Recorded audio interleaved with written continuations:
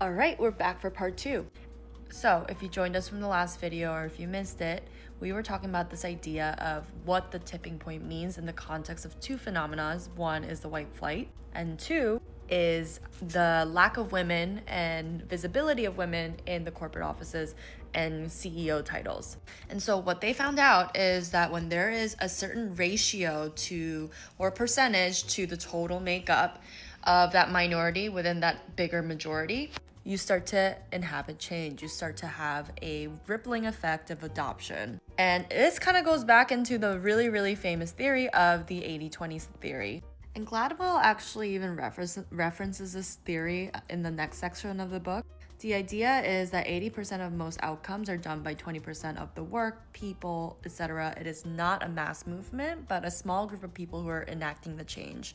Okay, so back to the book. So now let's go back to college admissions. As you know, there's affirmative action. If you don't know what affirmative action is, it's essentially an allocated percentage of admittance to a college program that is allocated to a certain race. So this is all stemmed actually from that first theory from Rosabeth Kantor. The idea that there needs to be a certain number of diversity and enough people of your same background, creed, that helps you feel seen as a person, a full person, versus the identity that you carry, whether that be Black, Asian, Jewish. And this actually came about, they adopted this because a lot of Jewish students in the early 1940s were over applying to Columbia University. A lot of Ivy Leagues looked at that and said, and they were obviously anti-Semitic based driven thing, and said, oh, we want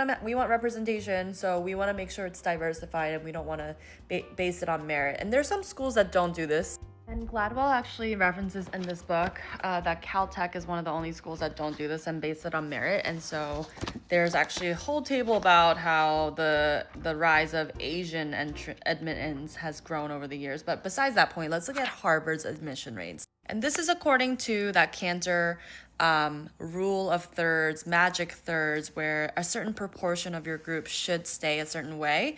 Okay, so Harvard 2006, as you can see, it's pretty consistent above the board. African American about 10 to 12%, Hispanics we have 9 to 13%, Asian Americans about 20% across the board.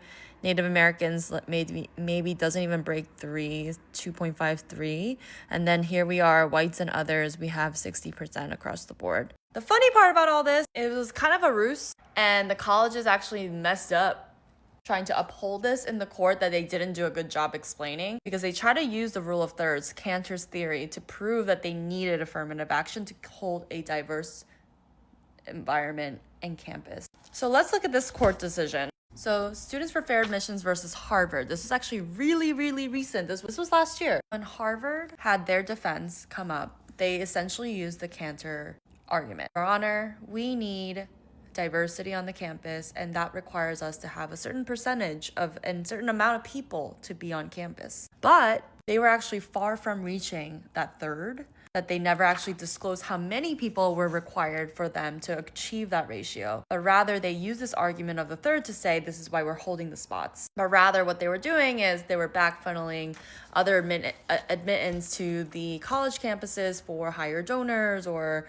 legacies. These are basically held for backdoor entries and not necessarily really for admittance of minorities for the sake of upholding that balance. And so when one of the justices asked them, can you roughly tell us what this percentage is so that your minority students could feel like they are at home or could feel like themselves as individuals rather than a representative token of their race, they couldn't answer it. Harvard couldn't answer it. None of the Ivy Leagues could have answered it. So what happened was they took an L. A race-based affirmative action is not legal. What does that mean for DEI program? Go to part 3.